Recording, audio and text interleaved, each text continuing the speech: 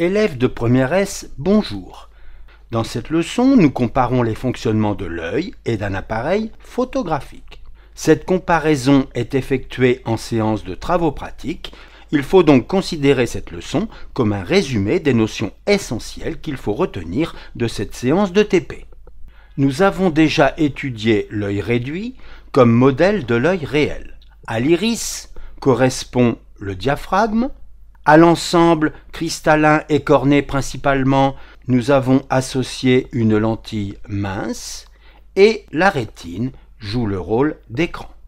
La distance lentille-écran que nous notons D indice œil est fixe. Le cristallin et la rétine gardent la même position.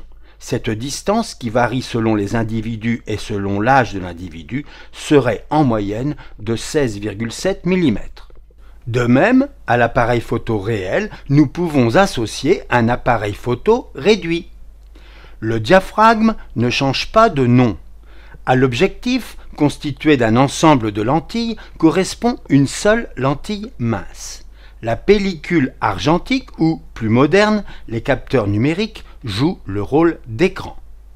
La distance lentille-écran, que nous notons D indice appareil photo, est cette fois variable.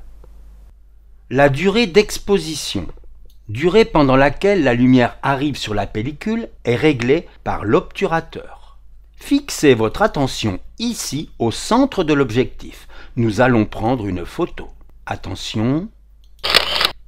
Vous venez d'observer l'ouverture très brève de l'obturateur. Et voici la photo. Elle est assez sombre, non pas parce qu'elle est mal prise, mais parce qu'il ne fait pas très beau sur le Grand Canal ce jour-là.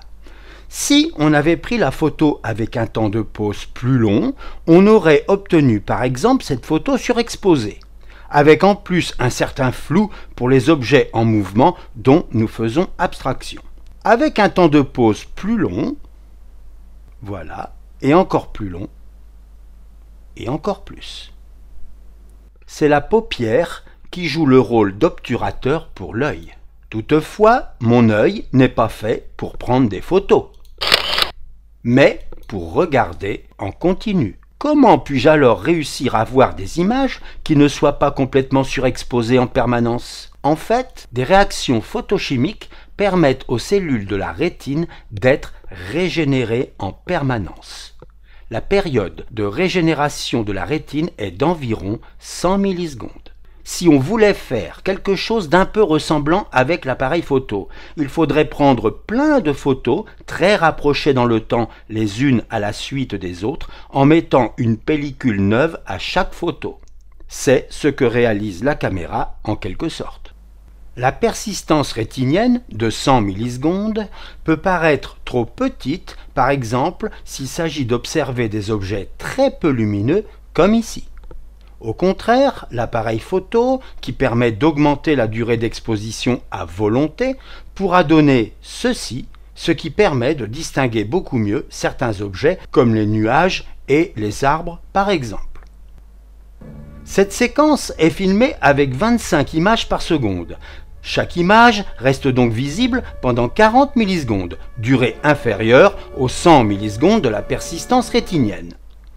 Cette durée de 100 millisecondes est donc trop grande pour pouvoir observer chacune des images séparément. On a l'impression d'un flux continu d'images, ce qui est finalement un avantage si on compare à la même séquence, mais avec 2,5 images par seconde, c'est-à-dire avec des images qui restent visibles pendant 400 millisecondes, durée largement supérieure aux 100 millisecondes de la persistance rétinienne. Un mécanisme appelé diaphragme, permet de régler le diamètre de la pupille d'entrée de l'objectif de l'appareil photo. Pour l'œil, ce mécanisme est appelé iris. Son fonctionnement est très différent, mais cela revient encore à régler le diamètre de la pupille, ouverture permettant à la lumière d'entrer dans le système. Quand le diamètre du diaphragme diminue, l'image devient moins lumineuse, mais plus nette. Les conditions optimales d'observation ou de photographie sont donc obtenues avec un éclairage important. Notons que la taille et la position de l'image ne changent pas quand le diamètre de la pupille varie. Intéressons-nous maintenant aux distances algébriques OA' bar et OF' bar. Voici O, le centre optique, et A', le point image sur l'écran, donc sur la rétine. Nous avons déjà remarqué que la distance de O à A', que nous avons notée D indice œil, est fixe. On en déduit que OA' bar est une constante. Nous savons que lorsque nous regardons un objet A à l'infini, le cristallin est au repos.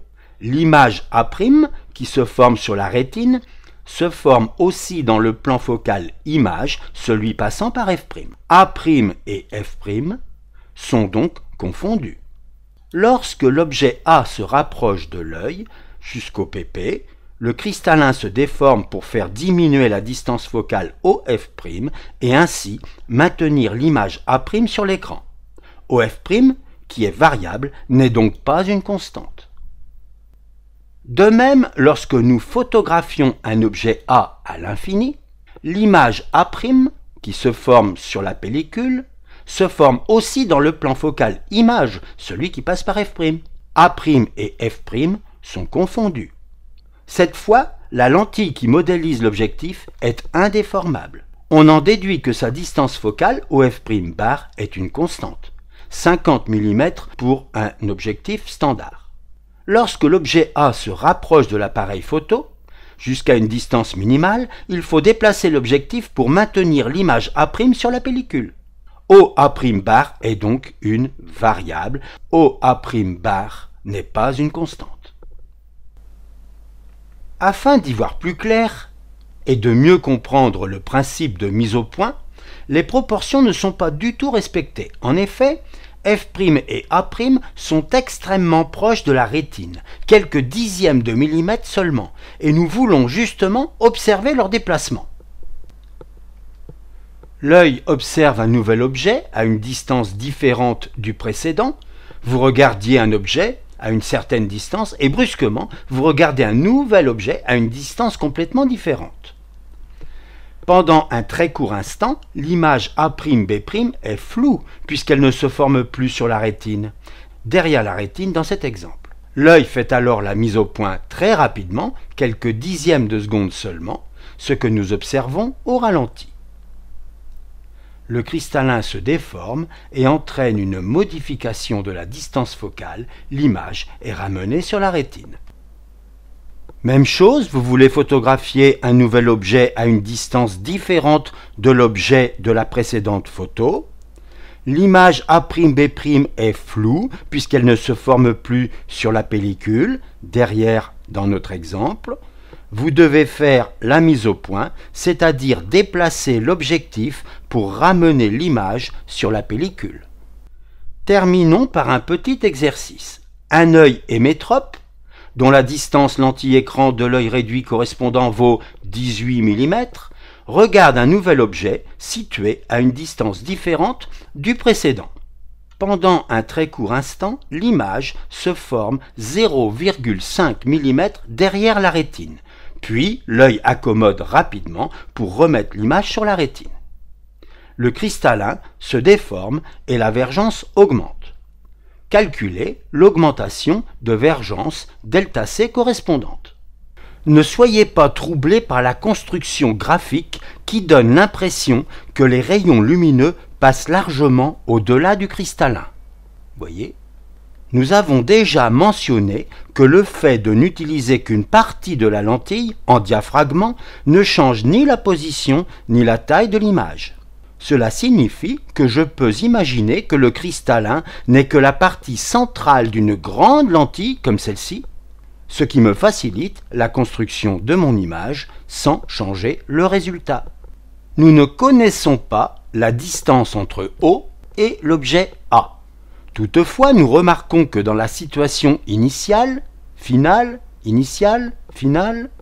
cette distance OA' bar ne change pas. OA' bar est donc une constante. Donc, OA initial bar égale OA final bar égale OA bar. Commençons par la situation finale par exemple. OA' final bar est égal à 18 mm, puisque A' est sur la rétine. nous ne connaissons pas OF' final bar. Nous écrivons la relation de conjugaison, nous remarquons que 1 sur OF' bar est égal à vergence finale, et comme on cherche une variation de vergence, c'est sur celle-ci que nous concentrons notre attention en gardant la relation sous cette forme, relation 1. De même, dans la situation initiale, OA' initial bar valait 18,5 mm et nous ne connaissons pas OF' initial bar. Nous procédons de même que précédemment avec la relation de conjugaison écrite dans l'état initial, relation 2. Nous n'avons plus qu'à calculer delta C égale vergence finale moins vergence initiale. Je remplace CF par sa valeur équation 1 moins et je remplace CI par sa valeur équation 2. Je peux enlever les parenthèses du premier terme, cela ne change rien. Attention, si je veux supprimer les parenthèses du deuxième terme, il faut mettre un plus ici. Voilà. OAF bar est égal à OA. OAI bar est aussi égal à OA, donc je simplifie. Ces deux termes, 1 sur OA bar moins 1 sur OA bar, disparaissent. Je regroupe et ne garde que les termes qui m'intéressent, voilà l'expression littérale recherchée. Je n'ai plus qu'à faire l'application numérique, delta C égale 1 sur 18 10-3, 18 mm, moins 1 sur 18,5 10-3.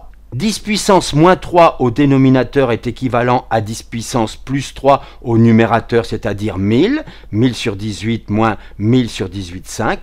Je trouve 1,50 dioptries.